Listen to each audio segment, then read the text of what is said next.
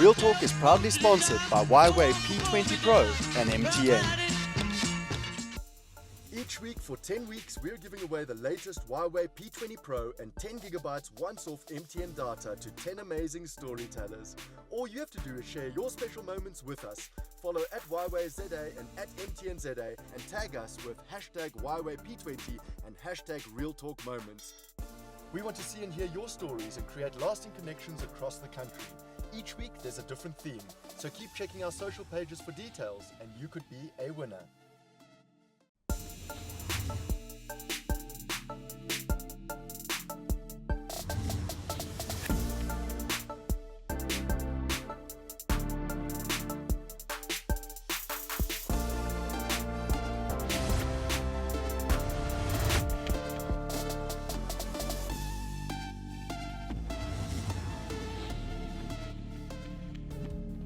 Good evening and welcome to Real Talk here on SABC 3. I'm your host, Azania Mosaka.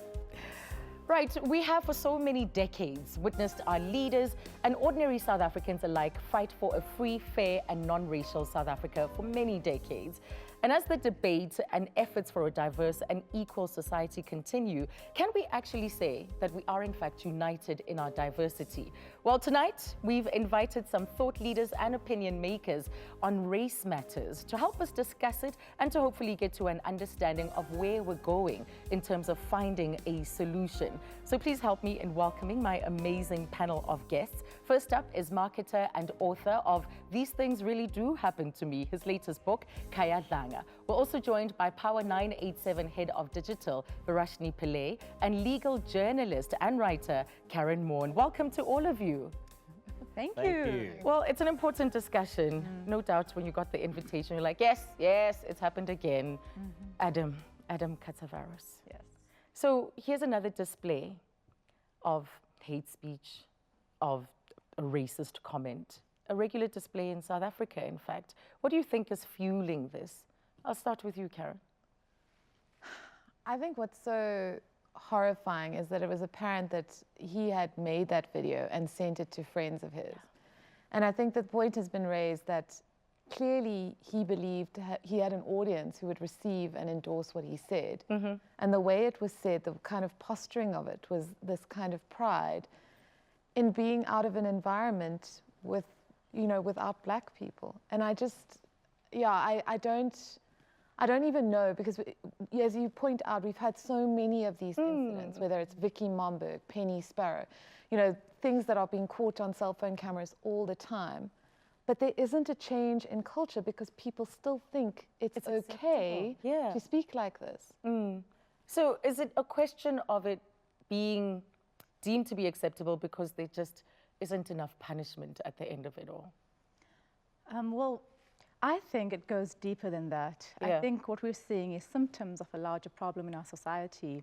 And I keep talking about this, but I think it's important to talk about. Let's look at the data. And we have something called the Reconciliation Barometer in South Africa. It's the longest running barometer of its kind in the world. We should be so proud of it. But instead, when it's released, we prefer not to talk too much about the details because they're so frightening. And what the latest results have revealed, and you know, they've done longitudinal studies because they've been running for so long. They've tapped into what the born frees are thinking. And the latest results are really disheartening in how they show that interaction and the desire for interaction between races are at an all-time low. And you know, that's just not an indictment on just the Rainbow Nation. It's an indictment on us as individuals. Why are we withdrawing into our little racial bubbles? And it was the same across groups except for South Africans of Indian descent for some reason, but for other groups it was really high. And it also showed that Black South Africans had the lowest level of confidence when it came to interacting with other racial groups. So that shows that perhaps white South Africans in particular are not aware of how much harder it is for someone with less social capital and less centuries of you know, self-worth and recognition to come up to you and make friends with you. Yes, and some people would say that it's okay for us to stay within our little groups. Why should we be forced to integrate? Why should we be forced to socialize with each other? And this social engineering, people often feel that, no, why do you want to manipulate a society like that? So is it necessary? Should we impose integration and socializing and mixing? I don't think you can impose it, but I think you can promote it Yeah. and create the atmosphere and culture. But it's not a matter of having people, because you can't moralize it. Yeah. You know, it's each individual's personal morality to do that. There's a book I read many years ago by Richard Florida. I'm trying to remember the title of the book, but it's called The Rise of the Creative Class. So there's a study in this, or studies in this entire book about what integrated societies tend to do, what they tend to achieve. So it's actually much more beneficial for any society to be integrated than to be separated. And he made very specific examples about certain cities and how certain places in particular cities will have the highest economic growth rate when they are more integrated, when you have more people of different races, sexual orientation. The benefit is greater. As well, yes. because people are much more creative and learn from everybody else and maybe have better creations, whatever they're trying to create. And that the what's the English word for this? I'm trying to help you. Societies that are all the same.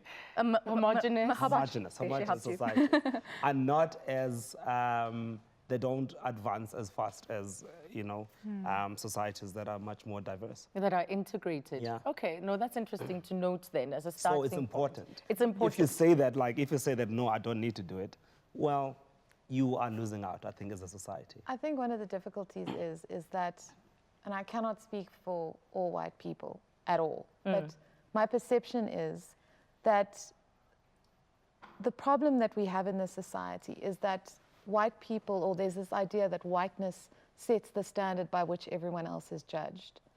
And one of the difficulties is that for the longest time, you know, you've had power of how to define reality. I think a lot of people look out the window but don't see the frame. And in a country like South Africa, you know, if you're a white person, for me, having friends who have been kind enough to take me into homes and to communities, especially as a white girl from the suburbs, and been extremely generous in terms of exposing me to things that I had no knowledge of. The kind of way that has broadened my life and my understanding that I don't just make assumptions about issues like black tax. I understand that if a friend or a person goes through a bereavement, you know, what do they need in terms of support? Because they're going to need food, they're going to need all these things to assist them. Like, it's widened my frame of knowledge. If I had stayed in my suburban bubble, I would have really believed that how I lived and saw the world was the way the world is. Yes. And that's why, in many respects, a kind of white hegemony, as I can say, is so vulnerable, because you don't see that actually there's all these other lives going outside the frames of your particular vision of the world. And that's why people get so defensive, because they literally think how they see the world is reality, when in fact there are whole other different sets of lives going on around them that are completely invisible to them. Yes. And that's one of our biggest difficulties as a society. So there is a contradiction in that, right? As you said, that whiteness sets the standard, but that at the same time, there's this fragility that comes with it that we need to confront. That if that's the starting point, then you understand the benefits then of being much more open to the broader world and what each society comes with. And also knowing that I think the biggest problem, you know, racism exists because a particular group of people believes they're superior to everyone else. Yeah. And that's part of the difficulty. If you believe you set the standard, then everyone else is tolerated. And that is the kind of microaggressive racism that plays itself out in workplaces, with black professionals in particular, who have much to contribute, who are dynamic, intelligent, brilliant individuals, but who are coming into environments where there's a certain understanding of what constitutes excellence. And if you don't fall within that parameter, there's a very big chance that if you speak up and come up against it, you will be othered, you will be pushed out, and you will have a Nadila Chawan situation with Mark Lamberti, for example. Yes, calling her an affirmative action employee. A quick one from you, Varashni. You wanted to latch on to something that Karen had said. I wanted to talk a little bit about white fragility. And to recognize the psychological illness that is underlying this, because for me, it's a psychological illness in our society. For this man, I keep forgetting his surname, Adam Katsavas. For him to have done what he did shows that he is seeing people of color and black people as some sort of enemy, as some sort of I don't even know, but he clearly feels free to talk about us in this way. Yes. And I'm wondering what is going on in these circles around these brides with this rising paranoia, and how unhealthy that is for them themselves. Ramaphosa, our president, said to the Freedom Front Plus in the question and answer session yesterday, he spoke in Afrikaans. How much clearer could he be? He said, we have to do this for the good of all of us. We have to transform. We have to reform land for all of us. And I don't understand why white South Africans don't see the benefit, like Kaya has outlined, of coming together as a nation. And we'll get to that. We'll get to that in the next segment. But it's interesting that you raise that, because we spend so much time trying to understand the why. Is there even value? Is there even value in wasting our time understanding the why? Because is it ever going to satisfy us? Will it ever bring about some sort of satisfaction to explain why this is what it is? But we're back with our guests after the break. And the thing is racism a daily reality for you? And do you feel empowered to speak up against it? You can share your views with us by calling the number on your screens right now, or you can tweet on @RealTalk3. Whose responsibility is it to call out racism, and do we practice what we preach when it comes to holding each other accountable? We'll unpack this and a whole lot more with my guests after the break.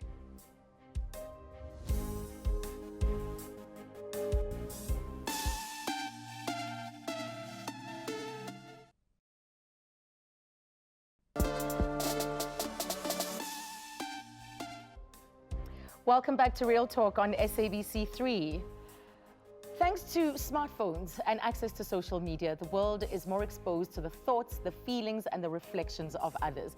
And perhaps marketer, author, and social commentator, and my guest tonight, Kaya Dlanga, had a point when he wrote in his recent blog post saying, and I quote, "Truth is that there's no increase in incidents of racism. There's been an increase in cell phones and people with data," end quote. Kaya, that's an interesting one, to say that now it's just coming to us thanks to this data, but in actual fact, there isn't really an increase. No, there's absolutely no increase. But also, it's also got to do with the fact that many years ago there was an ad that I was trying to work on this campaign, anti-racism campaign, and I don't know what made me think that advertising would end racism.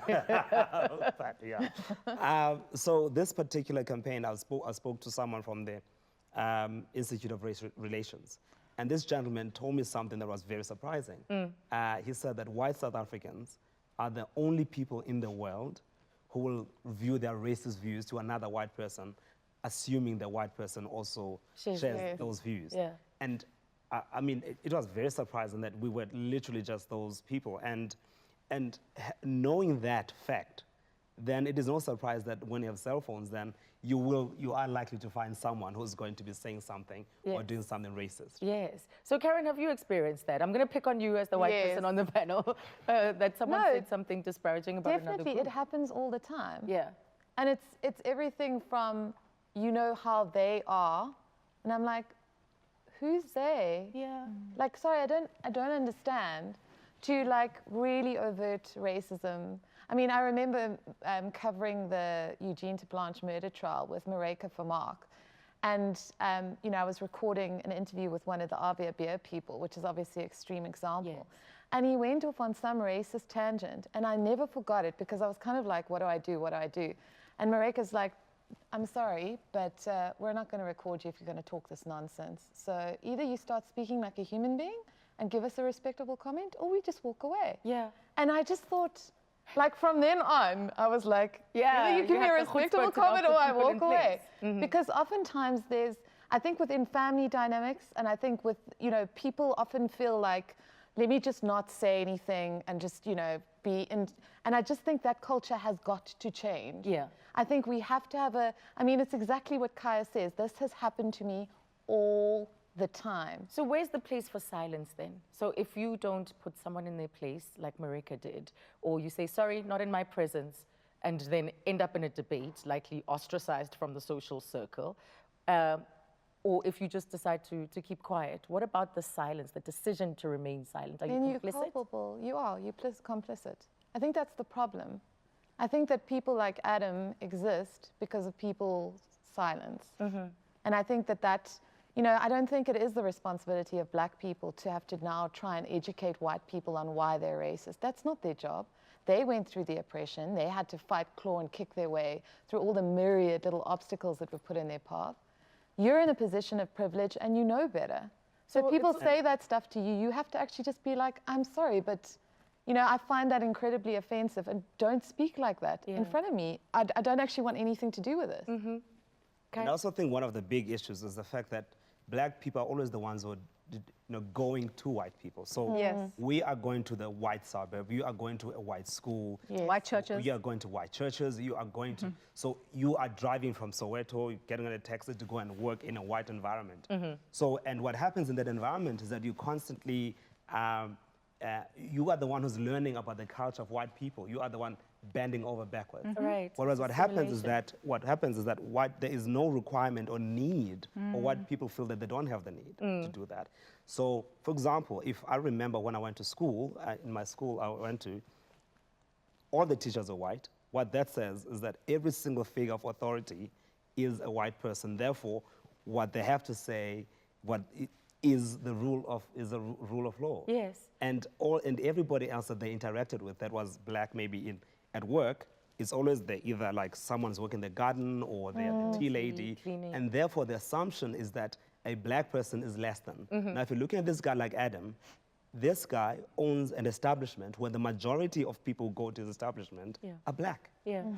And he feels that I can take their money, but I can still insult them, so disrespect them. So that makes me wonder, like, what happens, what's the quality of the product that he actually he provides in the first place if he already hates us? So it's literal hatred. And I mean, I've got to a point now, like literally when I woke up this morning, I was like, I am actually going to start thinking and investigating about the establishments that I go to. Absolutely. Who owns this establishment and what kind of person are they? Yes. Oh, okay, and hopefully if you find something, you'll be able to make a wiser decision, but it's not as blatant, it's not as obvious. Yes. But let's clarify some of these myths. You mentioned a teacher, but we also all have these internalized views about each other, and we need to question ourselves, interrogate ourselves about, wait, why am I intimidated by this white man? Or why did I decide not to say anything because he's a white male? And kind of see those signs within ourselves when it happens. Have you ever been in that position? It's so funny. Like very recently, I was flying to Cape Town, and I was standing in the line. So it's not, when you're waiting and then they let the priority people go first because, us plebs, we kind of wait until they go through. So I'm standing here, but then I stand, because I know that the priority line is going to end, and then you'll go and stand in that line. So I go, and I'm obviously one of the first people. Yes. And this man walks out of this line, this white man, and he literally just cuts in front of me. And I say to the person I'm walking with, I said, can you believe this white man is using his white privilege to just cut, like what? He says, no, you're not supposed. I said, you also not supposed to be here. What gives it that right? And I remember the person saying that, but that was not a thing.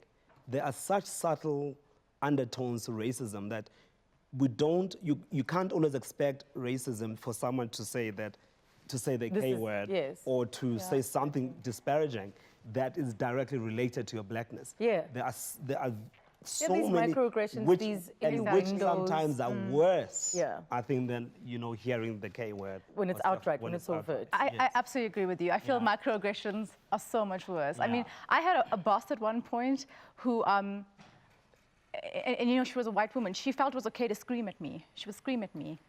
And I was shocked. I've never had a boss do that to me before, like literally scream at me. And the only time she wouldn't scream at me is if I brought my deputy in with me, who was a white man. Wow. And then she would treat me well.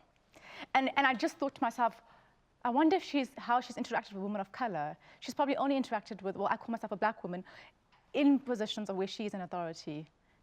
Never mind that I'm an editor or a journalist, I'm still reporting to her the same way her domestic worker does. And that's like what you're saying, that microaggression, where you're not quite sure. You're kind of going, wow, why did you think that was okay to talk to me that way? I guess it's also even more frustrating because it's not overt. You can't point to a specific thing, but you know it. Yes. You actually know it. And then you have a chip on your shoulder when you say that when you react to something, oh, you've got such a chip on your shoulder. Or You're get over it. emotional. Or you're being emotional. But I Which do want to women pick up face on worse. something you've said, which is, I think I must also say that, you know, there's been a bit of a controversy about Malemba's comments about racism within the Indian community, but he's right. I mean, he's right to a degree that other communities within South Africa, that self-hatred within the larger black community does run deep. And the whole kind of point of apartheid was to divide and rule. So you do get racism that pops up within you know, the South African Indian community, the South African colored community, between tribes themselves, you know, and how we divide ourselves on those bases. And I want us to address that. Yes. When we come back from the break. Can black people be racist? Right, that's coming up. Remember that the lines are open to you for your calls. So please call in and share your views or tweet at Real Talk on 3. More with my guests after this.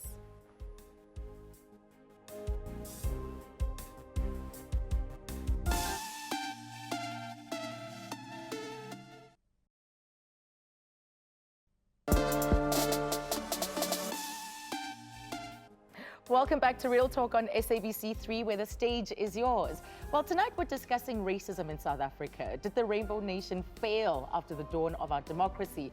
Or is it a case of it never actually having existed to begin with? Yes or no? Well, the rainbow never... Yes or no? No. Varashni? No. Karen? I don't think so. There we go. I think we have consensus on that one. But before the break, there was the question of whether or not people of color, I also don't like that term, by the way, but whether or not black people can be racist. Where are your thoughts on that? Racism has a lot to do with power and not just, you know, it's global power. Yes. It's about how the rest of the world views you. Whereas black people don't really have that economic might and power and a history of oppressing like other races over centuries. Therefore, black people cannot be racist, but they can have biases. And the response can be it is responding the intolerance or the abuse or maybe element of aggression can be as a response to white racism. Is that fair to say that it's as a result of a response to white racism, what we see being displayed by black people? Would you agree, Karen? I think that one of the things that I've really had to personally confront is that black people are perfectly entitled when they meet me to think that I'm a racist just off the bat because I'm white. They have that right. They have every reason to do it. I mean, when you see like an Adam video or whatever, it kind of confronts you with like, people might be smiling to your face, but behind the scenes, what are they saying about you? Yeah. What do they really think about you? These people who never come to your home, know nothing about your personal life, but will happily tell when they phone into a radio show that, you know, I'm not racist, I have black friends called Sipo, whose surname I don't know, whose house I've never been to. That kind of thing. So you have to understand, you know, there is a huge amount of white fragility, and that's one of the biggest difficulties we have, is until we, or I just, you know, I believe like as a white person that there just needs to be an honest, humble confrontation with the reality of our country and where we are 24 years into democracy. And what's the fear with not wanting to confront this? I think there's just such deep fragility, and there's an awareness that so much was taken from people.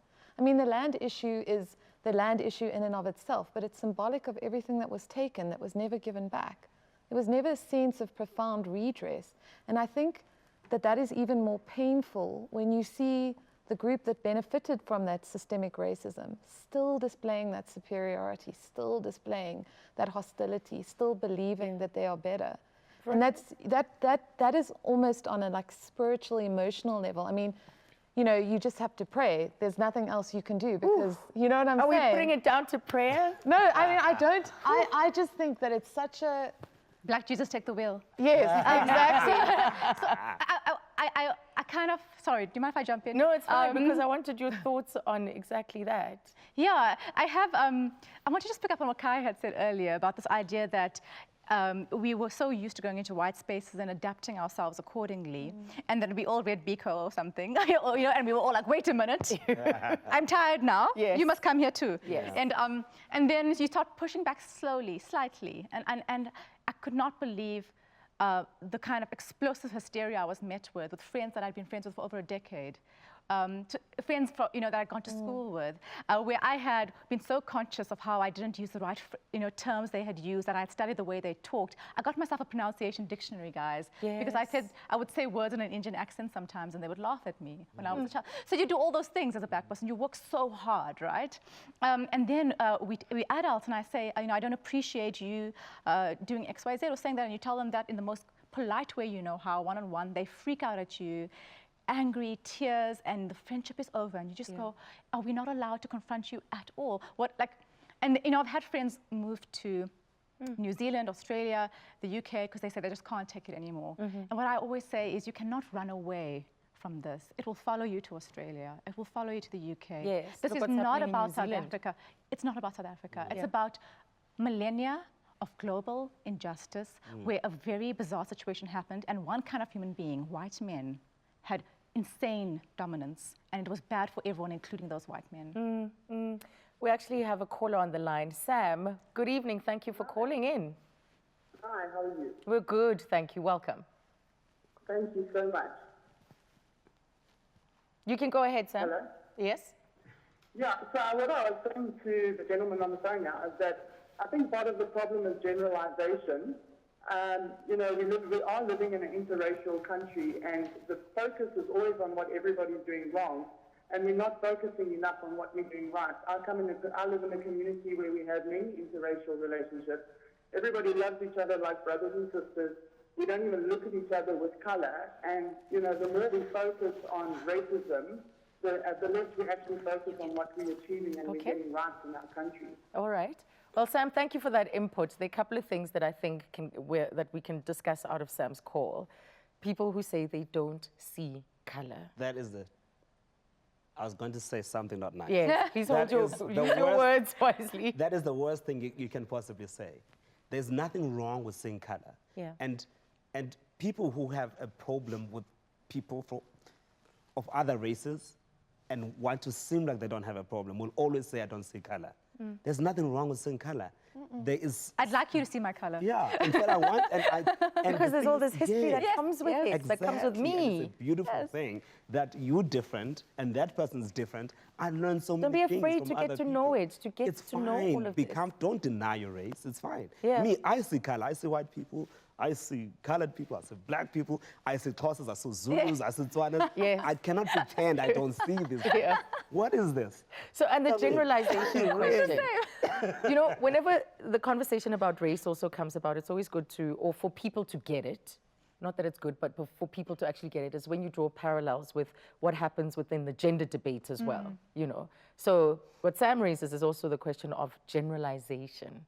That is problematic. Not all white people are this. Not all Indian people, not all black people are like this. Not all men. Not all men, precisely. Yeah. So does that stymie the conversation? Does it hamper the conversation? Because people want to get stuck there. No, I think that's a cop-out. Yeah. I think it's a difficult conversation, and you can see by the way people react to it. Just anything to avoid the discussion. And guys, it's been 24 years since apartheid ended. Move on.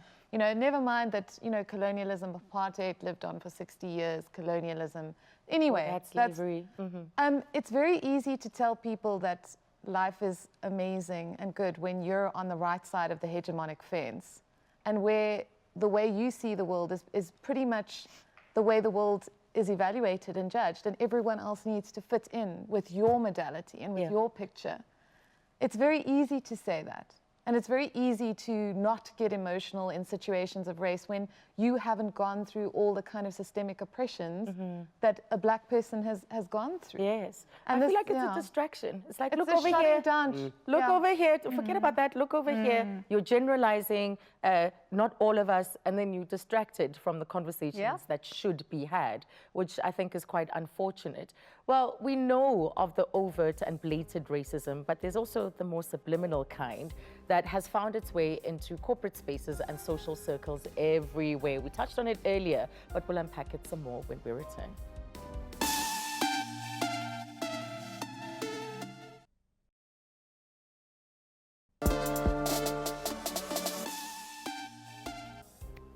Welcome back to Real Talk here on SABC3. Well, since the 1970s, researchers have studied several forms of subtle racism. Having implicit views and other negative attitudes towards other racial groups is highly unacceptable and finds itself in many middle-class societies. You know, the Asheville-Willemse issue was one that took us into another realm. You know, we peeled the layers of the innuendo and the microaggression. And then there are all sorts of other things that you tend to hear in corporate spaces, if you're working on a project, like, you're not like the rest of them. That's equally shocking. Have you ever stood up for that? I had a very different incident where I was in a boardroom, about 20 people in this boardroom, and I'm the only black person in the room.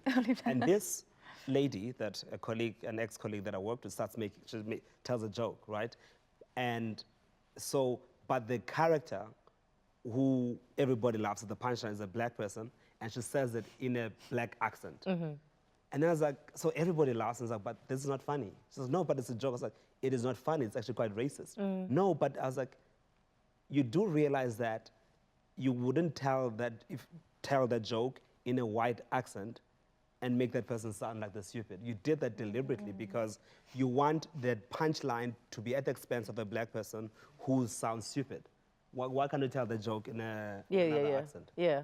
So I've experienced that a lot. And one of the worst things when I was starting out, especially, not even then, so get into a boardroom, lots of people, you're the only black person in the room, and someone is presenting. The only person doesn't get looked at is you as a black person in this room. They have no idea if you are the one who has to make the final decision here. But because you're black, I'm not going to look at you. And I think it's very subconscious. Yes. Because I've never had to deal with a black person who has some level of authority. Yeah, and I've experienced that as well. In boardrooms, you experience that all the time. Absolutely. You're like, you're rendered invisible. We've got Layla calling us this evening. Good evening. Hi, Layla. Hi, how are you? We're good. Welcome. Go ahead. Thank you so much. So basically, I have a comment and a question. So I've seen racism all my life, coming from a very traditional white family from a small town. And I've always stood up for it. I've never liked it. However, the problem that I have is whenever I do, there's this huge thing in my family where they put all this anger on top of me, and they actually make me feel guilty for standing up for racism. So what do I do in a situation like that? Because I'm not about to keep quiet. I'm never going to keep quiet no matter what anyone says, because I believe what I believe, you know? And these are people within your family, Layla? Sorry? Are these people within your family, like siblings, parents, really close to you? Yes, it's very close family. Any advice? What should she do? Continue to stand up, potentially be ostracized? Sorry, this is a white person. Sorry. That's the white person. Can we also just say, I know this might sound patronizing, but I also want to say thank you. Like, not that you're saving us, but that it's so important to do what she's doing. Yeah. So before we even give the advice, just to say thank you, because I know even when I try to confront it in my own community, like the kind of penalty that you endure is high. So thank you, Layla. Over to the white person. It's a horrible reality, especially for someone so young. Yeah.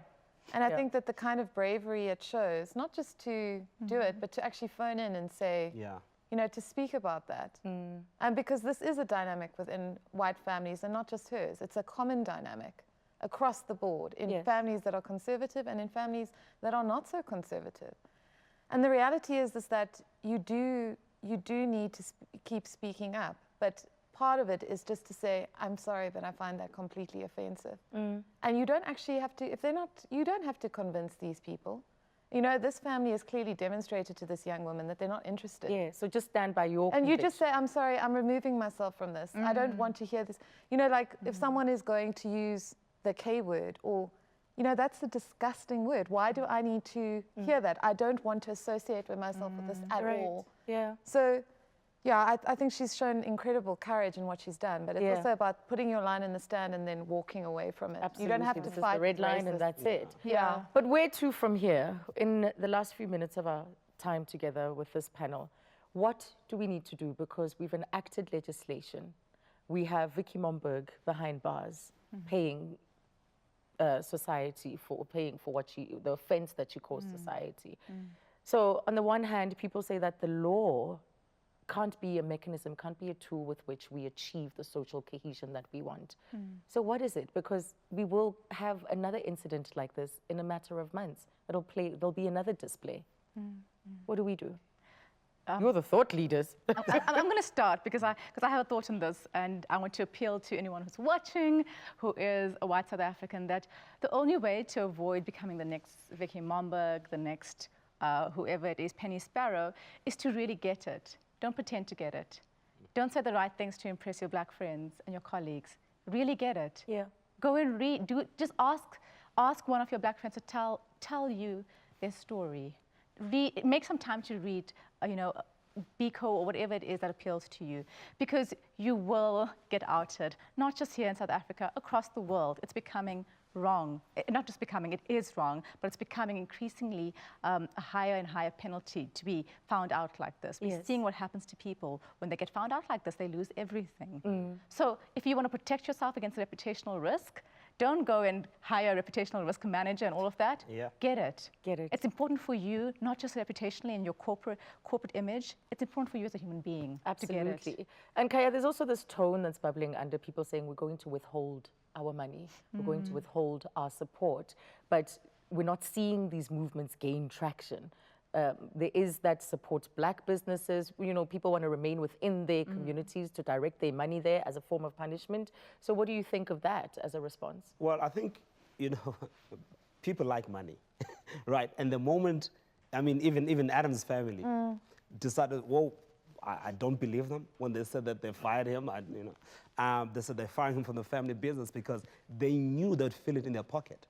And I think for me, if someone cannot feel something morally, well, at least the law must do something or force them to act right, even if they don't believe that they should be acting that way.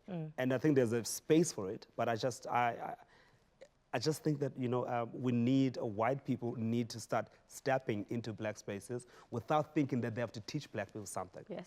And that's usually the big problem is like, okay, I'm here because I'm white, therefore I know a little bit more than you. Oh, you can't be slaughtering sheep or cows in your home. Like, come on. It's okay, we can do that. And Karen, you've been leading by example. I want to say thank you to all of you for being here and for participating in this discussion. It's all small steps, it's part of the bigger picture. The little work that we're able to do about this issue also counts. So thanks again to all our fantastic guests for joining me tonight. And after the break, I'll be talking to Gershwell Brooks about the role of the South African Human Rights Commission. And he's also a corporate lawyer and social activist. Dumisole will be joining us after this.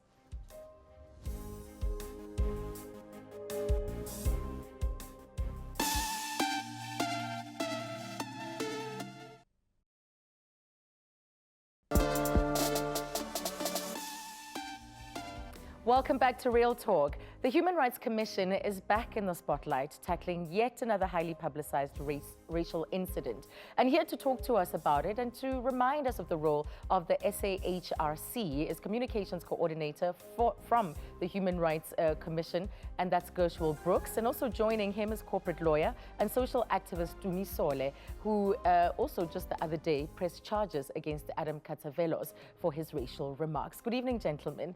Good evening. That panel went on and on, so sadly we don't have enough time together to properly unpack all of these issues. So you decided to lay charges. Tell me about your offense and this decision. I really was offended by the video.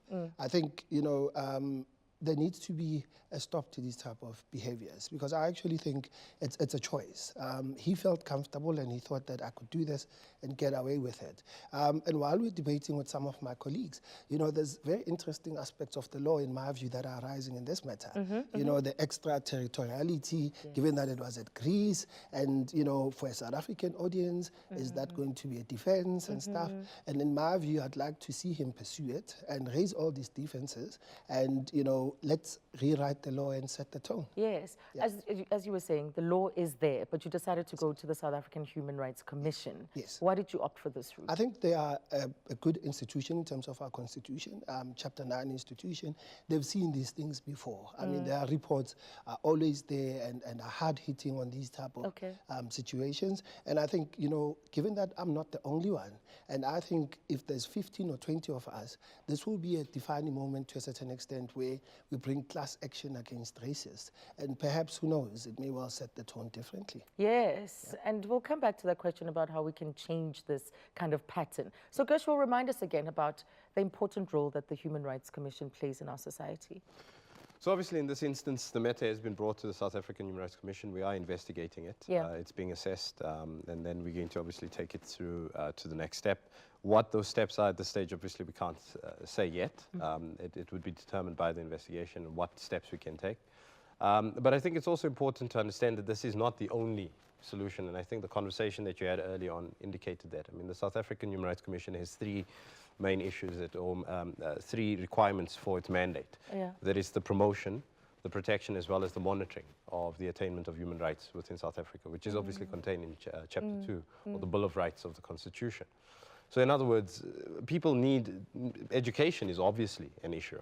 And it's not just education as in, if you do the following, then these would be the consequences to that, the negative legal consequences to it. But actually to sit down with people, and I think I like the conversation that you had earlier with your panel, which illustrated that people need to have real conversations within South Africa. Yes, and in fact, you, as the Human Rights Commission, you facilitate dialogue, these kinds of conversations. But what impact are they having? Are they effective?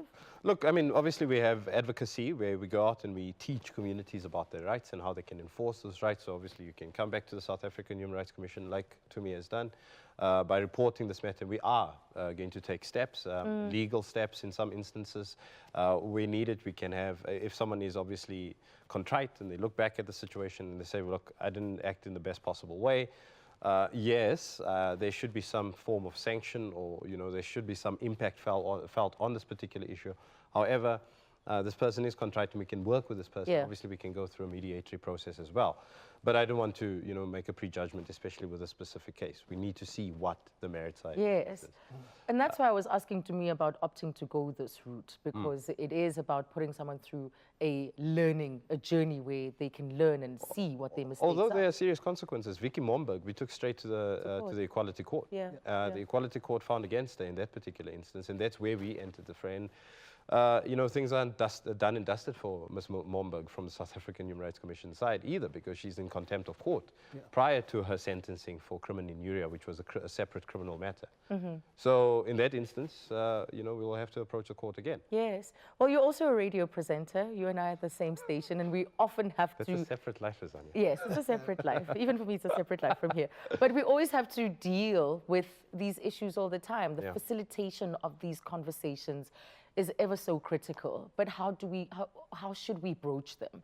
Because whenever they come up, there's a level of intolerance. We tend to get stuck up to a point. So how do we allow ourselves to get over these humps that can often be stumbling blocks? Well, I think that this particular case and society's response, I'm talking about the societal response in this instance, has shown us that there is no tolerance for this type of behavior. I mean, getting banned from your children's school, getting fired from the family business, having your shares wound up, and all of those nitty-gritties is a clear indication that South African society, quite frankly, has had enough. Right. And that this type of behavior needs to be shunned and condemned in the strongest terms. Right. Now, it doesn't mean that that is the only solution. A legal, punitive solution is not all that we can always go for. We do need, as a society, and unfortunately as South Africans, we just need to understand that with this 300 and some odd history that we have, at some point we'll have to get along. Yes.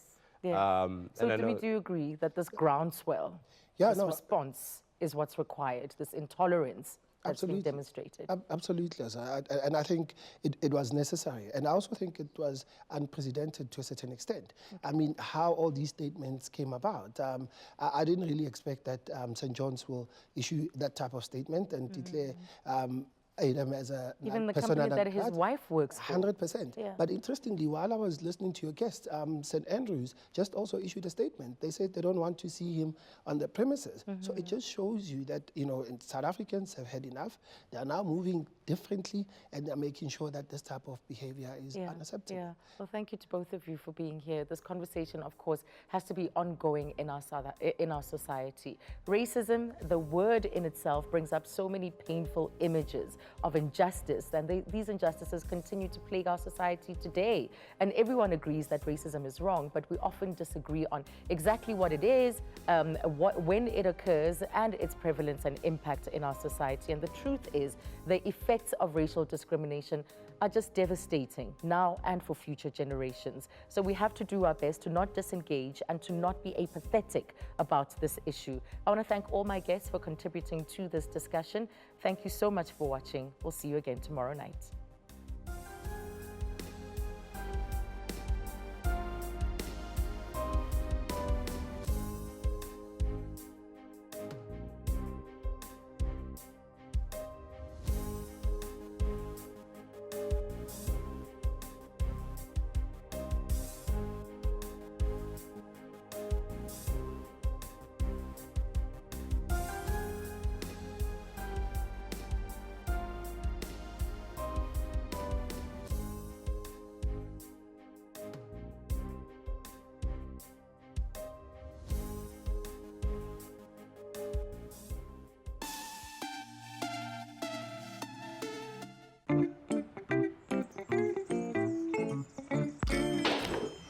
Cheeky.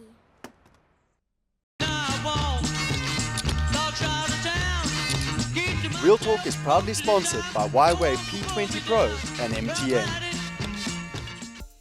Each week for 10 weeks, we're giving away the latest Huawei P20 Pro and 10 gigabytes once-off MTN data to 10 amazing storytellers.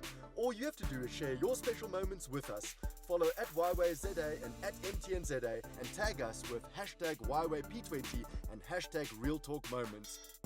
We want to see and hear your stories and create lasting connections across the country.